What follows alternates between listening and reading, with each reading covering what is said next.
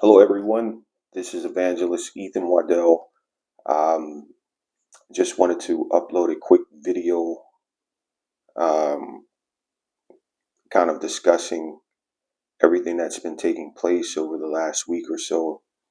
A lot has been going on since our last video, and I really just wanted to watch and see what transpired. Again, all of my perspective comes as one who's a believer in Jesus Christ. So everything that I'm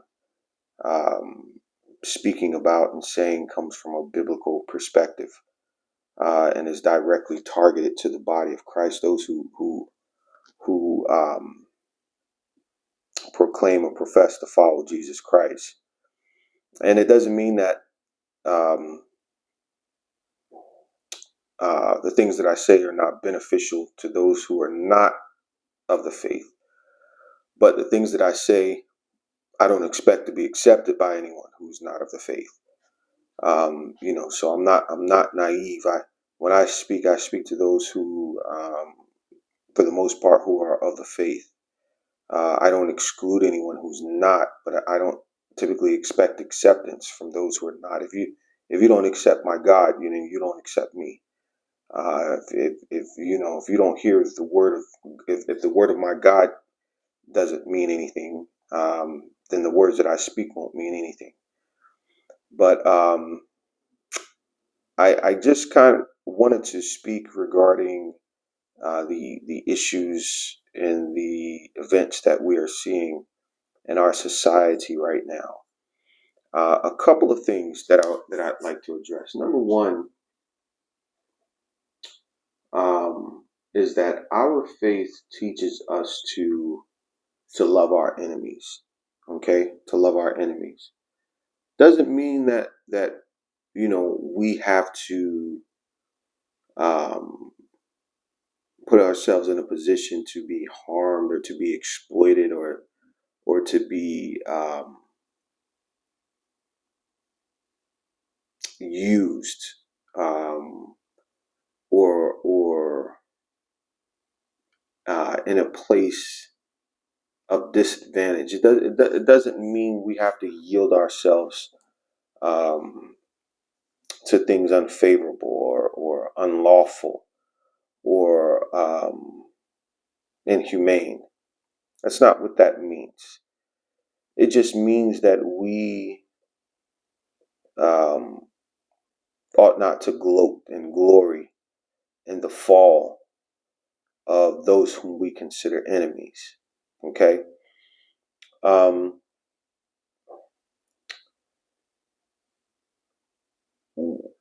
in our faith, when you study the attributes of God, we see that God is a lover of justice. He's a lover of righteousness, and he takes up the cause of the oppressed. Another variable of his characteristic is that he's not a respecter of persons. He doesn't play favorites. Now, he does administer favor to the obedient. He administers favor to those who are moving in agreement with his will. But that is not to say that he has favorites.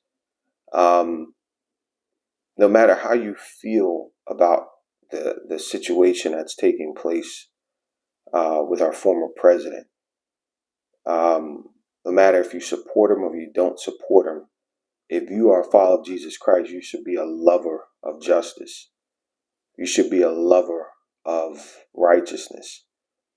And what we can't do as Americans and what we can't do as independents or Republicans or Democrats, what we can't do is we can't break the law under the guise of enforcing the law.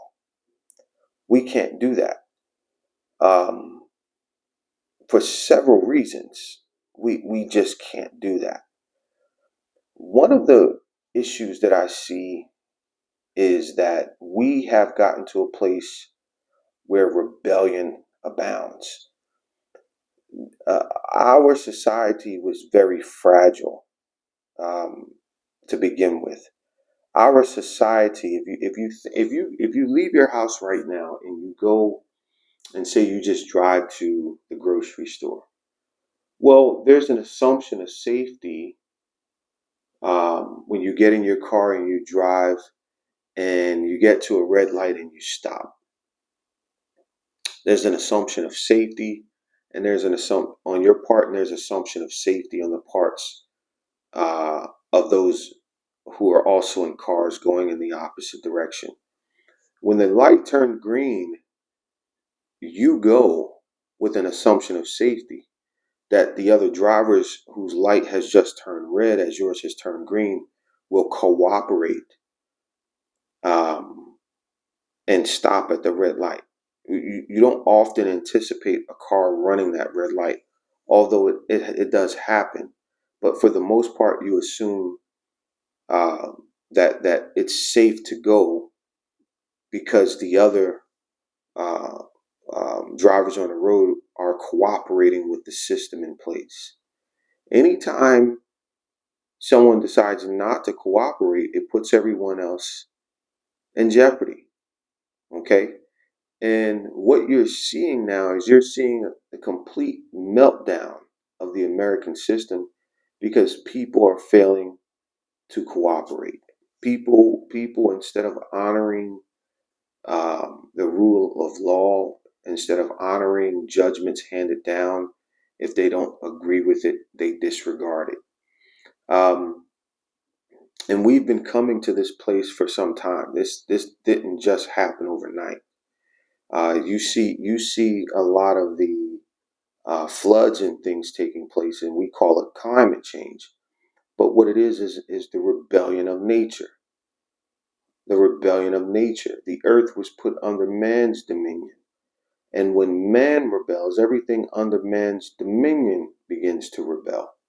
Okay, now some of this is a part of the earth's uh, natural changes and the things the earth goes through naturally. But a lot of it is due to the rebellion of mankind.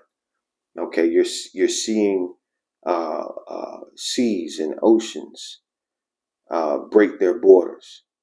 You're seeing wildfires. You're seeing earthquakes. All these diverse things that we attribute to everything other than what we should be attributing them to, which is God trying to get our attention. God trying to get our attention. Um, One thing we have to be mindful of, and I see a lot of people completely just oblivious. I think that's the most shocking thing to me. How immature we have gotten as a society, how selfish, how naive, how blind we have gotten as a society. And I mentioned how we got here, one of the ways we got here in the previous video. It's been a while since we have paid the price. I believe since World War II. It's been a while since America has really, really paid a price. And this is not to disregard or disrespect anyone who has lost relatives in service or any of the conflicts of the Gulf War or anything like that. This is not to dishonor any of those fallen men or women. Not at all. I'm saying that we now have a generation of people who were born into prosperity, were born into privilege, and they've lost sight of the sacrifices that were made, the blood that was shed, the prices that were paid to have that privilege. And because of that, they take the privilege for granted. They assume it's just always going to be available. And because of that, um, they are incapable of preserving it. They are naive and ignorant to the forces that want to strip us of it. Um, and because of that, essentially, we are losing the privilege that many of us, were born into. We are losing it with each passing day, right before our eyes. Um,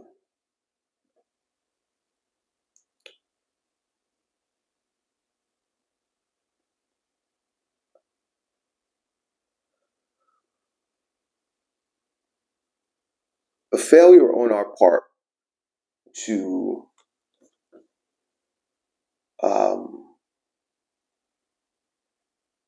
bring people down at all costs with no regard for precedent, with no regard for the doors that we are opening, being so short-sighted that we act without considering consequence, uh, is why we are where we are today. And as I mentioned in the previous video, there's certain things and responsibilities that we as Americans, not just us as citizens, but even our leaders, we have to bear because we were sort of this lighthouse for the world. We were this beacon of light, this beacon of hope for the world.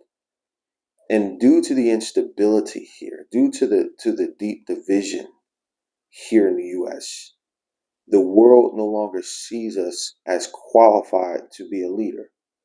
The world no longer sees us as the standard setter, the banner carrier.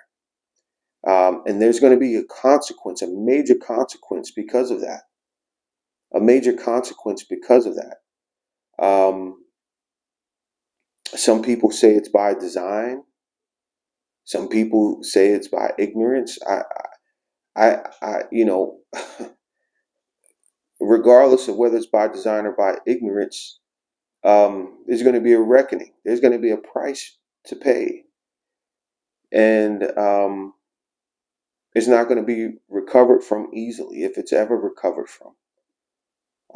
You know, it took generations to instill it, and took generations to keep it. And if we lose it, it's going to take generations to recover it. And that is the standing of America being the world's leader. It has a lot of benefits that we are losing, not because of some outside force, but we're losing it because we're surrendering it. We're losing it because we have so much hate for one another that we're willing to abandon everything that we are and everything that we possess as a nation to tear one of our own down. And it's going to have a consequence. It's going to have a consequence. When America wakes up from this spell, America won't be America anymore. America won't be America anymore. Don't get me wrong. There's going to be some people that understand the world system, that they're going to be okay regardless. They're going to be okay regardless. There's some people that understand the world system enough, who are wealthy enough, that they're going to be okay regardless. They'll be able to navigate regardless of what happens. But for the average citizen that's out here screaming and protesting and just naive to what's going on around them, it's going to be a struggle. It's going to be a real struggle for them. And I just hope, that we wake up. My prayer is that we wake up. I pray for this country. I pray for my leaders, regardless of if I support them or voted for them or not. I was speaking with someone the other day. I don't understand why it's so hard for our leaders, whether Republican or Democrat or Independent. I don't understand why it's so hard for a Republican leader who comes into power and to say, you know what, my predecessor was a Democrat. I don't agree with everything they did, but they didn't do everything wrong. There's some areas that I like what they did and I want to build upon that. I don't understand why that's so difficult. Okay, you don't agree with everything, but they didn't do something right. President Bush, he didn't do something right. President Obama, he didn't do something right. President Trump, he didn't do something right. The subsequent regimes, can build upon? Because it seems like every administration that takes power tears down what the previous administration built up, and we have to start from scratch all over again. And I know some people say, well, our founding fathers created a system like that, to keep the checks and balances. I get that. But you also have to understand that we are at a disadvantage to other nations. You can say Russia is a dictatorship. You can say China is a dictatorship. You can say North Korea is a dictatorship. You can say a lot of these countries are a dictatorship.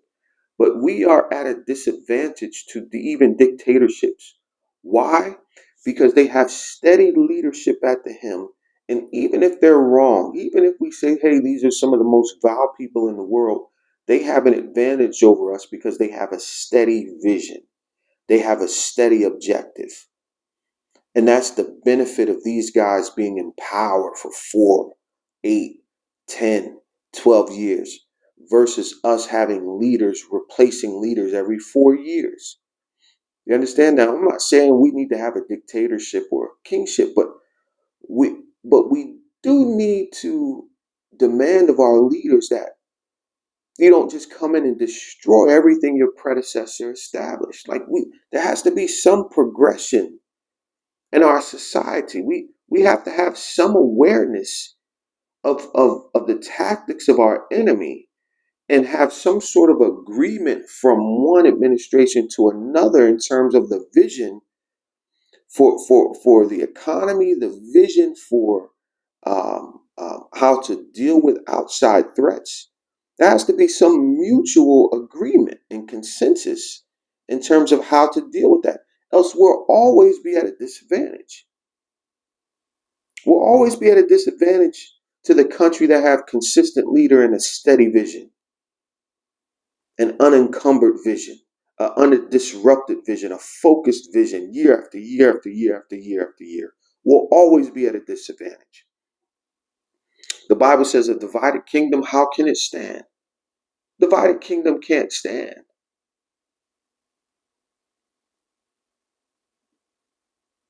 And as long as we are at each other's throat, our enemies prevail. Right now, if you bother to look at something other than our news networks, right now the world is rebuking America. The world is looking at us and seeing what's going on and saying, aha, everything you've done to our nations, all the blood you shed in our countries, now you're getting what you deserve. Now you're getting what you deserve. This is what the world is saying right now about us,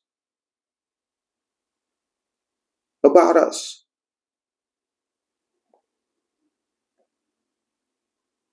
And one thing about our system that's very biblical, one thing about our system that's very biblical is that in the Bible, whenever God would pick a leader for his people, the leader always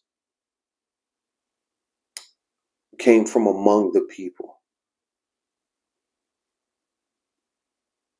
He never used an outsider to lead his people. And when it was poor and weak leadership, it meant judgment. When it was strong and righteous leadership, it resulted in the blessing of God. In fact, the Bible says, when the righteous are in power, the people rejoice. But when the wicked rule, the people mourn. The people mourn.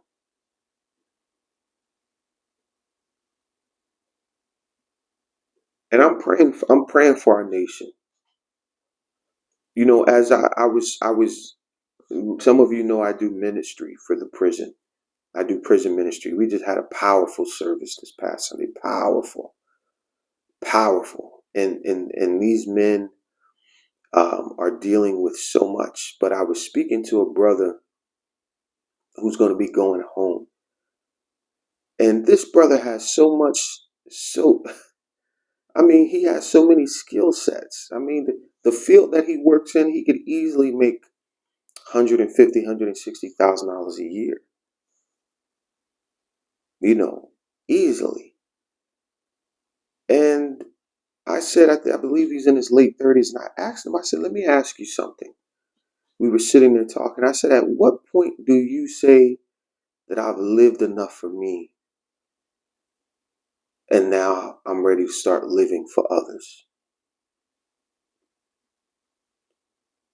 At what point do you hit that place in life where you realize that you're not going to be here forever? And you realize that, hey, you know what? What can I do to help my neighbor, fellow mankind? Never. I'm asking him. I asked him, but I'm asking you as well, because this is something I've asked myself.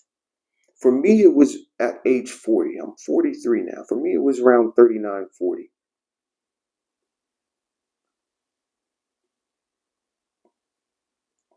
Yeah. When I stopped simply just living for me. And it was that at that point that God was able to open my heart to love humanity. I would see struggles of people and migrants in other countries, and my heart would go out to. I would wish that my arms was big enough to just wrap them all in my arms and um, and just love them. Now, it doesn't mean that I'm for the violation of laws or just open borders. No, that's not it at all. That's not it at all.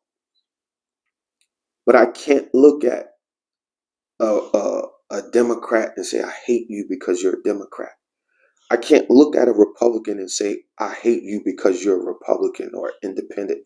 I can't look at an Iranian and say, I hate you because you're Iranian or an Egyptian. I can't look at a Muslim and say, because you don't serve my God, I hate you. I just can't do that. I just can't do that. And so it's difficult for me to understand why you can't do it too. Why? It's because our own prejudices. It's because our own selfishness. It's because our own fears, our own greed. But here's the thing we always forget. You have to give an account for the life you live. We're not here forever. We're not here forever. How can I, as a man who say he follows Jesus Christ, and I'm the first one to tell you this, hey, I'm not perfect.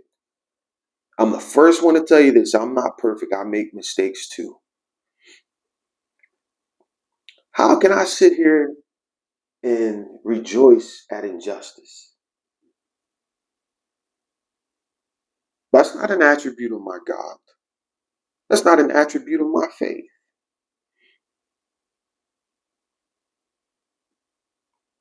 How can I sit here and rejoice at a former leader of my country being attacked? And I don't care what they say, it is politicized. It is selective prosecution. And here, listen, let me tell you something about me. Let me tell you something about me. I ain't against the backroom door deals. I ain't against, listen, I know there's some backroom door deals being done in the government. I'm not against that.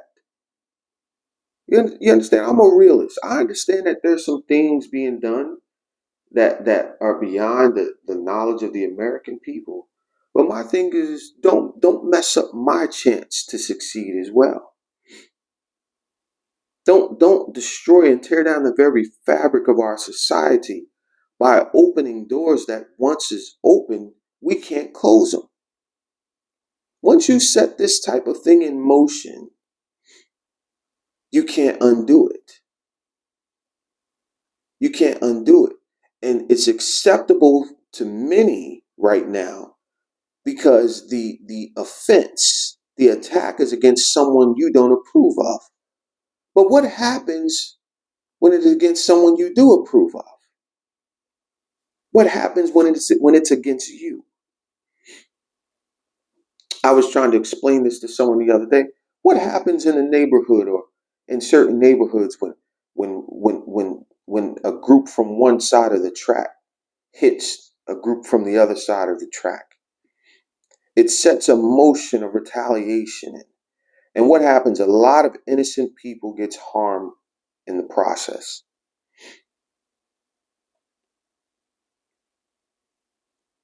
A lot of collateral damage.